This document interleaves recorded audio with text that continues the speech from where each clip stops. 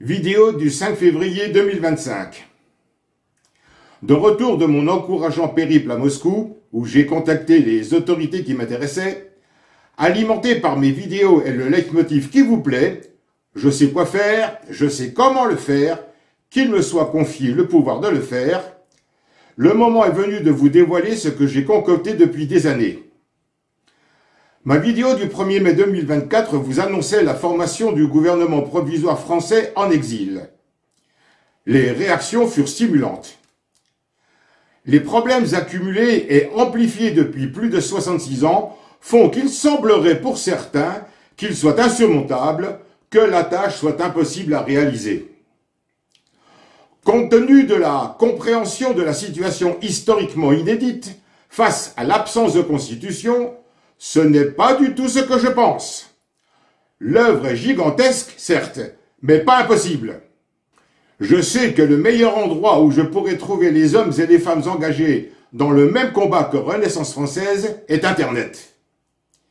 Il existe dans les réseaux un vivier luxuriant d'hommes et de femmes qui s'expriment avec une certaine ferveur, souvent de façon puissante, captivante.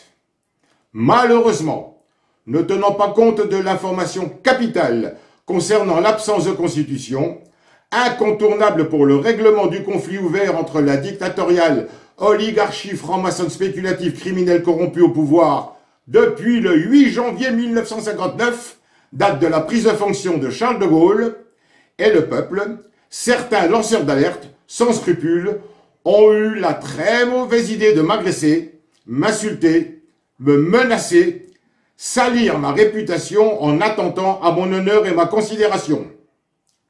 Certains ont même essayé de s'emparer du quatrième pouvoir, pourtant protégé par un copyright. Ceux-là sont définitivement écartés de toute possibilité d'accord. La traîtrise, le mensonge, la lâcheté, l'hypocrisie n'ont pas leur place dans la future équipe dirigeante. Il y a aussi celles et ceux qui, sans chercher à me nuire, ont considéré que l'absence de constitution était un événement négligeable. Reconnaître aujourd'hui que j'avais raison depuis plus de 6 ans équivaut à constater qu'ils ont fait perdre 6 ans à la France. Ce qui est fait est fait. Je retiens leurs prestations à visage découvert, passionnées, souvent courageuses, bien documentées. Mon staff a dressé une liste d'une quinzaine de noms. Nous estimons que leur engagement vaut confiance et responsabilisation, donc une reconnaissance de la part de Renaissance française. Les problèmes générés par 66 années de dictature sournoise, baignée dans le mensonge franc-maçon spéculatif, ne vont pas se solutionner en un claquement de doigts. Mais ce qui est sûr, grâce à la mise en place du quatrième pouvoir, c'est que l'article 77 du Code civil, non impacté, puisqu'antérieur à l'absence de constitution de 1958, va être la bête noire, la base sur laquelle le quatrième pouvoir va juridiquement s'appuyer pour juger. Article 77, version en vigueur du 21 mars 1804 au 31 mars 1960. Tout fait quelconque de l'homme qui, sans l'autorité de la loi, cause sciemment et volontairement à autrui un dommage matériel ou moral, oblige son auteur à réparer le dit hommage lorsqu'il est établi que ce fait en est la cause directe. L'autorité de la loi dont il est question dans cet article ne peut être que la loi cadre, la Constitution du 4 octobre 1958. Cet article a été illégalement abrogé en 1960, date à laquelle la Constitution de 1958 était inexistante. Le Parlement siégeant à cette époque et les suivants étant illégitime, l'abrogation de cet article est non nulle et non avenue. Néanmoins, l'article 1240 qui l'a remplacé, en vigueur depuis le 1er octobre 2016. Tout fait quelconque de l'homme qui cause à autrui un dommage oblige celui par la faute duquel il est arrivé à le réparer. Évoque la même chose en plus condensé.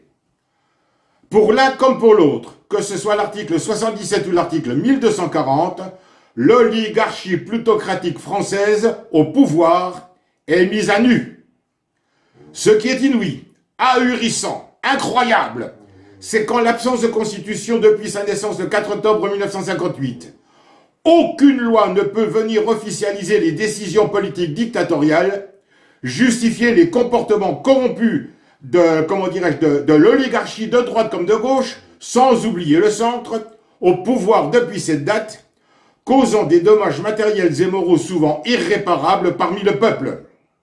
Chez nous, je pense particulièrement aux agriculteurs qui se sont suicidés, aux harkis abandonnés à leur sort, aux gilets jaunes assassinés, blessés à vie, pour certains encore en prison, gilets jaunes que Macron voulait faire tirer dessus, aux parents dont l'enfant a été enlevé, aux personnes âgées assassinées dans les EHPAD, aux victimes d'attentats, au personnel de santé que Macron a fait priver de salaire, et à l'étranger, au peuple spolié et toujours asservi de nos 14 ex-colonies françaises en Afrique.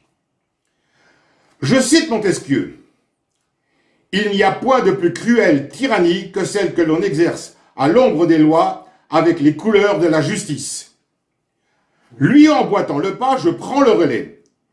Il ne peut y avoir plus grand dommage matériel ou moral que celui de mentir au peuple, l'asservir grâce à une constitution bâclée censée le protéger.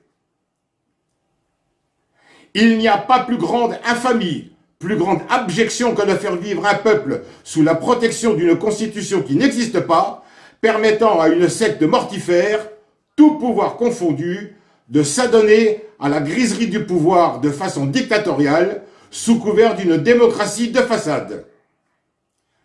À nouveau Montesquieu. C'est une expérience éternelle que tout homme qui a du pouvoir est porté à en abuser. Il va jusqu'à ce qu'il trouve des limites. Pour qu'on ne puisse abuser du pouvoir, il faut que par la disposition des choses, le pouvoir arrête le pouvoir. Il y a des priorités telles que l'argent, la sécurité, la santé. Pour faciliter la chose, il faudra curer et assainir toutes les institutions dirigées par les francs-maçons et interdire définitivement l'exercice de cette idéologie trompeuse, quelle que soit l'obédience. À ce titre, un ressortissant monégasque actuellement en France, avocat, expert en droit international, l'un des meilleurs juristes européens, d'après le journaliste Richard Boutry, devra fournir la liste complète et la comptabilité des francs-maçons français qu'il affirme depuis des années détenir. Mais avant toute chose, dénonçant le traité de Lisbonne, proclamer officiellement que la France n'a jamais fait partie intégrante de l'Union européenne en 2007 et qu'elle se retire de l'organisation du traité de l'Atlantique Nord. Le réseau diplomatique voit les actuels ambassadeurs limogés et remplacés par de nouveaux diplomates. Les contrôles aux frontières sont rétablis. Le visa est obligatoire pour pénétrer en France. L'exécutif, ainsi que les 61 officiers généraux impactés par le décret numéro 2018-965 du 8 novembre 2018 sont arrêtés.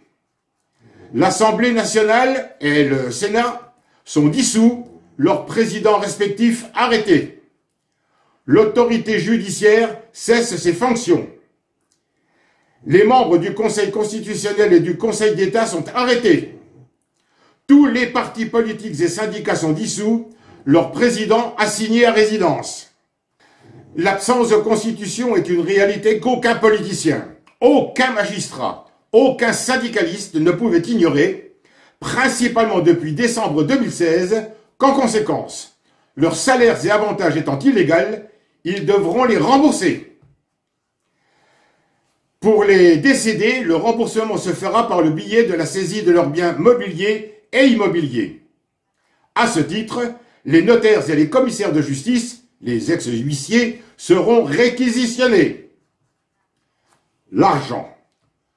L'Union européenne devra intégralement rembourser toutes nos participations financières. S'il est considéré que la dette publique existe, elle est du fait de la désastreuse gestion de l'oligarchie au pouvoir et non du peuple. Si un ou des créanciers se font connaître, il leur sera signifié qu'ils devront se rapprocher des oligarques responsables et non du peuple pour se faire rembourser.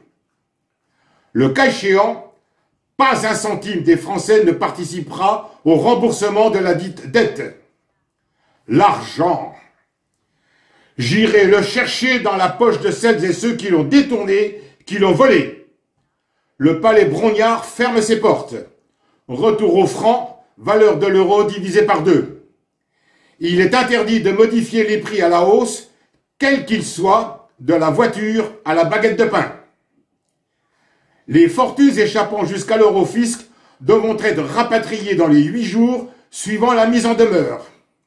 Le chiffre évoqué il y a 2 ans par feu Renaud Van Winbeck était de 12 700 milliards d'euros. Les banques commerciales deviennent toutes des filiales de la Banque de France. Tous les prêts, particuliers, à la consommation, immobilier, etc., contractés depuis le 4 octobre 1958, sont remboursés sans intérêt. Ceux en cours cessent, le bien acquis restant la pleine propriété du contractant. Cela soulage particulièrement l'ensemble du monde agricole. Les grandes entreprises françaises cotées en bourse sont nationalisées. Toutes les entreprises ne se pliant pas aux directives données par le gouvernement provisoire seront nationalisées. La prochaine vidéo aura trait à la sécurité. Courage, amis patriotes, notre délivrance arrive!